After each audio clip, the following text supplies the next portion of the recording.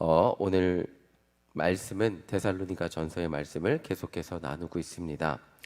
데살로니가에 도착하기 전 바울은 루디아라는 여인을 만나서 세례를 주고 데살로니가에 도착하기 전에 먼저 빌립보에 갔습니다. 빌립보에서 루디아라는 여인을 만나서 세례를 주고 그곳에서 전도의 열매를 맺으며 교회를 세울 수 있었습니다.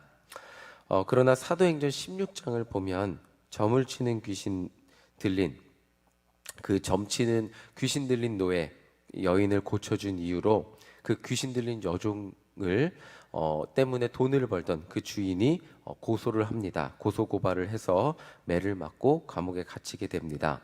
그리고 여러분들이 다 알고 있는 그 이야기인 감옥에 갇힌 바울과 실라가 그곳에서도 하나님을 찬양하고 그 결과 옥문이 열리고 그래서 자살하려는 간수를 전도했습니다. 문제는 전도하긴 했지만 이러한 소송으로 인해서 바울은 더 이상 빌립보에 있을 수 없었습니다. 이러한 역경에도 불구하고 바울은 전도하기를 포기하지 않았습니다. 이 말은 한 번 시끄러워진 빌립보에서 복음 전하기를 포기하지 않았다, 이 말은 아니고 빌립보는 자신이 전도한 사람들에게 맡기고 자신의 새로운 곳으로 가서 복음을 전하게 되었습니다. 그곳이 오늘 성경의 배경인 데살로니가 교회입니다. 어제 말씀드렸듯이 바울은 데살로니가에서 가장 먼저 유대인 회당을 찾고 그 안식일에 유대인들에게 성경을 풀어서 설명을 해주었습니다. 성경을 이렇게 보니까 결국 성경의 진리는 예수 그리스도 한 분으로 모이게 됩니다. 여러분들의 구원자 예수님을 믿지 않으시겠습니까? 이렇게 전하니까 그 사도행전 17장 4절을 보면 경건한 헬라인들과 그리고 그 당시 유대인들의 회당에도 유대인들의 말씀을 듣기 원하는, 경건하기를 원하는 이방인들이 모여 있었다고 합니다. 그 경건한 헬라인들과 또 귀부인들이 바울의 복음을 듣고 이들이 데살로니가 교회의 시발점이 되었음을 알 수 있습니다. 오늘 데살로니가 전서 2장에는 사도 바울이 데살로니가 교인들에게 깊은 애정을 가지고 자신이 이렇게 복음을 전했던 것들을 회상하면서 자신의 복음을 전했던 열정과 그 애정의 마음을 가지고 다시 한번 데살로니가 교인들한테 말을 하고 있음을 복음을 전했던 과정을 설명하고 있습니다. 2장 1절 2절 우리 다시 한번 함께 읽어보도록 하겠습니다. 우리 데살로니가 전서 2장 1절 2절입니다. 함께 읽겠습니다. 시작. 형제들아, 우리가 너희 가운데 들어간 것이 헛되지 않은 줄을 너희가 친히 아나니 너희가 아는 바와 같이 우리가 먼저 빌립보에서 고난과 능욕을 당하였으나 우리 하나님을 힘입어 많은 싸움 중에 하나님의 복음을 너희에게 전하였노라. 한 가지 위안이 되는 것이 있다면 사도 바울 같은 사람도 복음을 전하다 어려움을 겪습니다. 또 사도 바울 같은 사람도 복음을 전하다 실패의 과정도 있습니다. 시행착오의 과정도 있죠. 그리고 복음이 전해지지 않는 것도 있습니다. 사도 바울이 그런 1절을 보면 너희 가운데 들어간 것이 헛되지 않은 줄이라고 말하고 있는데 이런 말이 녹아져 있는 것 같습니다. 내가 빌립보에서 받았던 박해에도 불구하고 복음 전하는 것을 포기하지 않고 데살로니가에 가서도 복음 전하기를 정말 잘했다. 이 정말 잘했다는 그 기쁨과 감사의 마음이 이 안에 녹아져 있는 것 같습니다. 제가 일신교회 와서 매주 금요일에 전도하면서 참 감사한 것이 있다면 전도를 나가면 당장 제가 열심히 기도하고 어느 날은 정말 기도하면서 뜨겁게 목이 쉬게 기도하고 나간 날이 있습니다. 오늘은 뭔가 되겠다 하고 나가서 전도하면 그날은 뭔가 될 것 같은 마음이 가지고 나갔는데 그리고 돌아올 때 보면 오늘은 내가 뭐 했지? 하는 날들도 있습니다. 매주 금요일을 전도하며 나갔는데 그렇게 오늘은 뭔가 되겠다는 마음 가지고 전도하고 나갔는데 대체 그 마음 가지고 나갔는데 오늘은 내가 뭘 하고 돌아온 거지? 그런 싶은 날도 있었습니다. 그런데 그게 1년이 되고 2년이 되고 3년이 되고 쌓이다 보니까 참 감사한 것이 있다면 당장 열매가 없고 반응이 안 좋은 날이 있어도 포기하지 않고 연락하고 찾아가서 만나고 전도 물품 드리고 했을 때 결국 열매가 생긴 일들이 정말 많았기 때문입니다. 제 안에도 이 바울과 비슷한 감사함이 있습니다. 내가 포기하지 않고 찾아가길 잘했구나. 반응이 안 좋아도 이쪽에서 열매가 없어도 또 새로운 쪽을 찾아가길 바랬구나. 바울도 스스로 내가 복음 전하기를 포기하지 않고 데살로니가에 가기를 잘했구나 하는 감사의 마음이 이 고백 안에 녹아져 있는 것입니다. 3절부터 쭉 보면 바울이 전했던 복음의 동기에 대해서 말하고 있습니다. 바울이 복음을 전했던 이유는 단 한 가지였습니다. 우리 4절을 함께 읽어보도록 하겠습니다. 4절입니다. 시작.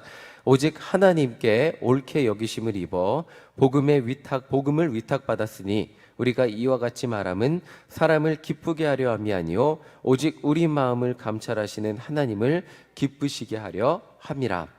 바울이 복음을 전했던 이유는 오직 하나님을 기쁘시게 하기 위함이었습니다.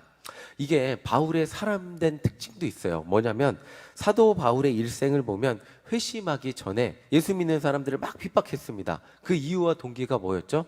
그게 하나님을 위한 삶인 줄 알았던 거예요. 내가 하나님을 위해 최선을 다하는 삶이 예수 믿는 이단들을 핍박하는 거다라고 생각했기 때문에 그랬는데, 사도 바울은 예수님을 만나고 보니까 하나님을 위한 삶의 방향이 잘못되었던 것을 깨달았습니다. 그리고 그 삶의 방향을 하나님이 수정해 주시니까 이제 사도 바울은 그 수정된 방향으로 쭉 나가는 사람이 되었습니다.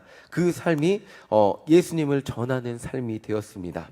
4절을 보면 자기가 이렇게까지 포기하지 않고 데살로니가에서 복음을 전했던 이유는 하나님의 기쁨을 위해서라고 말하고 있습니다.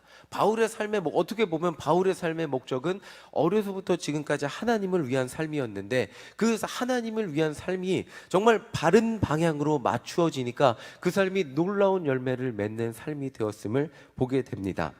이 말이 정말 저에게는 큰 도전이 되고 있습니다. 한평생 바울같이 이렇게 순수하게 살 수 있을까? 그리고 내 입으로, 이게 정말 어려운 일이잖아요. 내 입으로 누군가한테 편지를 쓰면서 내가 하나님을 위해 그렇게 살았다고 말할 수 있을까? 바울이 이 정도의 자부심이 있었다면, 만약에 이 강단 앞에 섰다면 저는 정말 한평생 아무 욕심 없이 하나님만 위해 살았습니다. 여러분들 다 아시죠? 이렇게 말할 수 있는 사람이 됐다는 건데 제가 이 앞에서 그렇게 말할 수 있을까? 정말 그렇게 한평생 변하지 않고 살아갈 수 있는 하나님의 은혜를 오늘도 구할 수밖에 없다는 것을 이 바울의 고백을 보면서 다시 한번 깨닫게 됩니다. 바울이 이렇게 자신의 전도 사역을 데살로니가 교인들에게 말하면서 스스로 나는 다른 어떤 유익이 아니라 하나님의 영광만을 위해서 살았다고 그렇게 말할 수 있었던 비결은 또 한 가지가 있는데, 그게 뭐냐면 데살로니가 교인들, 그 교인들이 듣기에도 그래, 사도 바울은 그렇게 산 사람이야 라는 인정을 받았기 때문입니다. 그런 삶의 모습들이 나타났기 때문입니다. 우리 9절 함께 읽어보도록 하겠습니다. 9절입니다. 시작. 형제들아, 우리의 수고와 애쓴 것을 너희가 기억하리니 너희 아무에게도 폐를 끼치지 아니하려고 밤낮으로 일하면서 너희에게 하나님의 복음을 전하였노라. 사도 바울은 자신이 개척한 그 데살로니가 교회, 아직 그 미약한 교회에 어떤 부담을 끼치지 않으려고 스스로 자족하면서 복음을 전했던 것을 기억하면서 다시 한번 말하고 있습니다. 사도 바울이 그렇게 헌신하며 복음을 전했기 때문에 데살로니가 교인들도 사도 바울의 이런 어떻게 보면 자평과도 같은, 자화자찬과도 같은 말에 모두가 공감하면서 그렇습니다. 사도 바울 선생님이 그렇게 복음을 전해준 것, 그 말은, 그것은 정말 우리도 인정하는 바입니다 라는 공감을 하면서 이 편지를 읽을 수 있었던 것입니다. 사도 바울이 그렇게 복음을 전했기 때문에 사도 바울에게 데살로니가 교인들은 이런 존재가 될 수 있었습니다. 우리 11절 함께 읽어보도록 하겠습니다. 11절입니다. 함께 읽겠습니다. 시작. 너희도 아는 바와 같이 우리에게 너희 각 사람에게 아버지가 자기 자녀에게 하듯 권면하고 위로하고 경계하노니. 사도 바울에게 데살로니가 교인들은 자녀와도 같은 존재였습니다. 사도 바울은 자신의 아내보다 데살로니가 교인들이 잘 되는 것을 바라고, 내가 이렇게 좀 고생하고 헌신해도 데살로니가 교인들이 잘 되기만 한다면 정말 자녀를 양육하는 그런 마음을 가지고 그렇게 헌신하고 섬겼습니다. 오늘 말씀을 정리하며 사역자로 살아가면서 매번 느끼는 것이 있다면 그것은 사람의 진심은, 사역은 진심으로 해야 한다는 것입니다. 더 쉽게 말하면 사람의 진심은 들킬 수밖에 없다는 것을 매번 느끼게 된다는 것입니다. 같은 일이지만 주일날 결석한 한 청년입니다. 청년에게 너 왜 안 나왔어? 결석자를 체크하기 위해 전화하는 것과 정말 주일날 안 나와서 무슨 일이 있나 그냥 친구가 연락하듯 지인이 부모가 자녀에게 연락하듯 연락하는 것과는 정말 똑같은 행동이에요. 똑같은 상황이고 똑같은 행동이고 똑같은 말인데 상대방은 다르게 받아들이게 되는 것을 느끼게 됩니다. 사람들은 정말 청년만이 그런 것은 아니더라고요. 유초등부를 해도 그렇고요. 그리고 장년에게 어른들에게 연락해도 똑같습니다. 사람들은 제가 하는 동기와 이유와 목적을 너무나 잘 파악하게 된다는 것을 매번 깨닫게 됩니다. 한 번은 속아줄 수 있고요. 한 번은 넘어갈 수 있는데 결국에는 저의 동기와 이유와 목적이 예수님의 사랑에 있지 않고 정말 제 진심에 있지 않는다면 그냥 제가 일하는 목사로서 그냥 비춰지게 된다면 사람들도 그렇게 반응하게 된다는 것을 너무나 많이 느끼게 됩니다. 본심이 잘못되었다면 동기가 잘못되었다면 그 본심과 동기는 얼마 가지 못해서 들키게 될 뿐이고 좋은 결과로 나오지 못하게 된다는 것을 많은 순간 배우게 됩니다. 그러나 진심으로 성도를 사랑하고 진심으로 전도하기를 원하는 마음으로 사역에 임한다면 당장에는 열매가 없고 당장에는 똑같아 보이고 당장에는 오해를 받는 것 같이 보이고 때로는 진심으로 연락하면 전화 좀 그만하세요 라고 하는 사람이 나온다고 할지라도 결국 제 진심이 이해를 받는다면 조금 어려움을 받는다 할지라도 결국 그 진심은 통하게 된다는 것을 매번 느끼게 됩니다. 결국 사람을 변화시키는 능력도 예수 그리스도의 사랑을 전하는 방법도 결국에는 전하는 사람의 진심에 달려 있다는 것을 정말 많은 순간 매번 사역하면서 느끼고 배우고 또 제가 진심에서 벗어난 순간들이 있다면 다시 한번 진심으로 돌아오게 하는 능력이 되게 합니다. 그래서 사역을 하면 할수록 내려놓는 것은 한순간의 잔머리이고 그 순간만 어떻게 좋아 보이려고 포장하고 막 이렇게 새치어로 포장해서 뭔가 이렇게 하려고 하는 것들을 내려놓게 됩니다. 점점점 내려놓게 됩니다. 당장 혹해 보이게 사람을 만든다 할지라도 그 사람들을 영원히 혹하게 만들 수는 없기 때문입니다. 결국 사람을 변화시키는 것은 복음의 진실함이고 예수님의 사랑의 진실함으로 승부를 봐야 한다는 것을 매번 깨닫게 됩니다. 전도는 인내심의 싸움인 경우가 많이 있고 진심을 보여줘야 하는 경우들이 너무나 많이 있습니다. 매번 설교하면서 말씀드렸는데 처음에 물건 들고 찾아가면 다들 이상한 눈빛으로 봅니다. 저 사람이 이걸 왜 갖고 왔나? 몇 번 갖고 오다 말겠지? 그리고 이거 갖고 오면서 더 큰 걸 요구하겠지? 이렇게 합니다.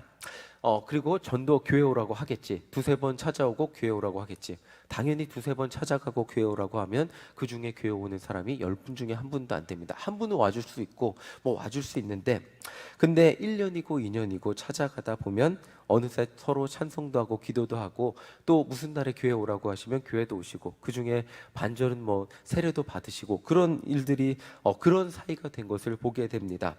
사도 바울의 시대에도 그랬대요. 공부하다 보니까 그런 말이 나오더라고요. 그 당시에는 지혜를 숭상하는 시대였기 때문에 길거리 철학자들이 그렇게 많았다고 합니다. 문을 똑똑 두드리면서 도를 아십니까처럼 똑똑 두드리면서 참된 지혜를 들어보셨습니까? 그래서 사람들에게 인생의 지혜를 설파해주고 알려주고 그러다 보면 그 다음에는 당연히 돈을 요구했다고 합니다. 그 지혜를 더 알고 싶으십니까? 그러면 찾아오세요. 그런 돈을 요구하고 지혜를 배우는 대가가 너무나 당연하게 요구하는 시대가 그 시대였다고 합니다. 지혜를 파는 것, 그것이 너무나 당연했는데 사도 바울은 참된 진리인 예수 그리스도의 복음, 인생의 진짜 진리를 구원의 능력을 가르쳐주는 예수 그리스도의 복음을 전하면서 아무것도 요구하지 않았습니다.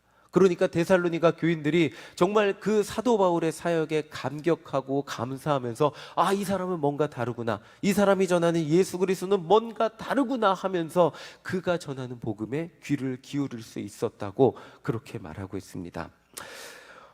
오늘 늘 푸른 학교 나들이를 떠납니다. 일신교회 사역을 하면서 제일 감사한 것은 제가 처음 왔을 때 못 봤던 분들, 그런 분들, 교회 나오지 않으셨던 분들이, 그분들이 일신교회 좋다고 하면서 교회 나오는 것, 그리고 또 그분들과 함께 나들이를 떠날 수 있게 되었기 때문입니다.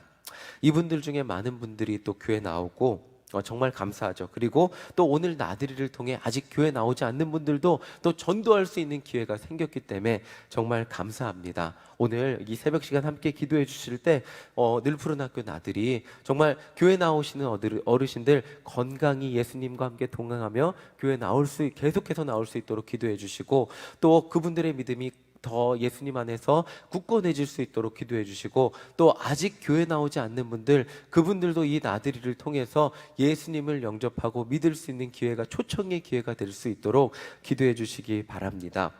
사도 바울처럼 영혼 구원을 향한 진심이 우리 일신교회에 있기 때문에 저는 정말 사역을 하며 정말 감사합니다. 제 친구들이 이런 하소연을 해요.